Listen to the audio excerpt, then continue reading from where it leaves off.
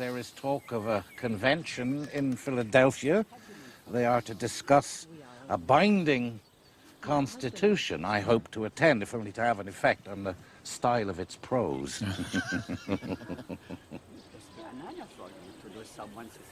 I expect that any constitutional document that emerges from Philadelphia will be as compromised as our Declaration of Independence.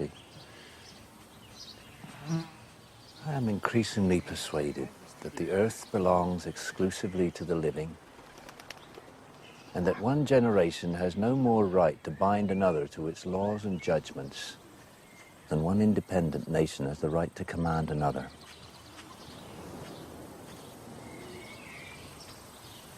But surely the Constitution, as it did with the ones we wrote for our own states, is meant to establish the stability and the long-term legality essential to the continuation of civilized society. Yes, possibly. But I fear it could prove a breach in the integrity of our revolutionary ideals, through which will pour the forces of reaction. So did you catch that last part? Forces of reaction. What Jefferson's concerned about is what Adams is hoping for. Adams is hoping that through the establishment of a constitution, that there will be a space, he'll say that in just a second, a space that protects civilized society.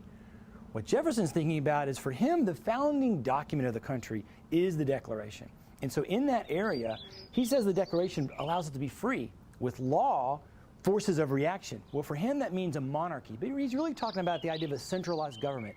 Too strong of a government can be detrimental, in his opinion, for civilized society. This debate between these two men, which happens in 1786, will be the core then of what we see dividing the founding brothers. All right, so let's hear what Adams says next. Oh, and don't forget to listen to the very end about their views on human nature. It's critical. Dr. Mr. Jefferson's pet topic is not the artful arrangement of political power, but the cordoning off of a space in which no power exists at all.